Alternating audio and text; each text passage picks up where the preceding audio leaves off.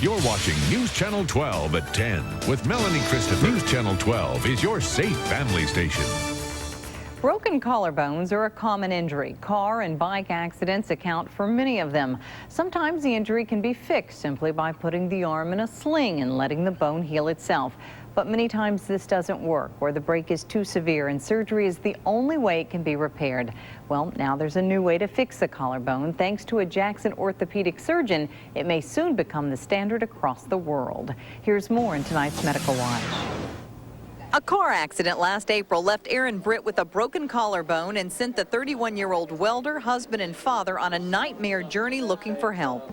I went home that same night and I went and seen another specialist, and he said I'd be just fine, put me in a sling, sent me home. I laid in bed about 3.5 weeks, and something wasn't right. It would take one more trip before Aaron got the help he needed. I went to another emergency room, demanded to be cut on.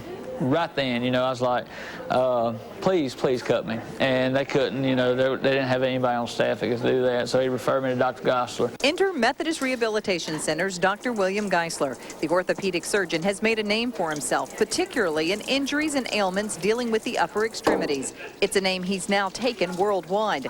Working with a medical company in Oregon, Dr. Geisler developed the Geisler Turbo Plate, a new orthopedic plate that may revolutionize the treatment of fractured collarbones thanks to its sleek S-shaped design. The problem is that the plates available at the time were straight, and the collarbone is shaped like an S, and it's so hard to get a straight plate on a curved bone. So we basically just made a curved plate. We made the edges rounded, so it's not prominent, underneath the skin. We made that so the screw holes fit, the screws fit well down in the plate, so again, they're not prominent as well.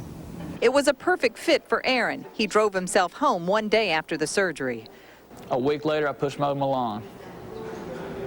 And then a month later, I was chainsawing overhead. After a year and a half in the making, 60 to 80 Geisler turbo plates have now been inserted worldwide. Aaron was one of the first to have the procedure done and couldn't be more satisfied.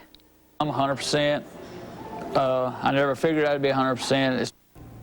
Now, Dr. Geisler is now working on launching a new artificial wrist. He's working with a doctor from the Mayo Clinic and a physician in England, and it should be available very soon. Aaron is back at work welding high up on water towers and says he has complete mobility, something he feared he would never have again.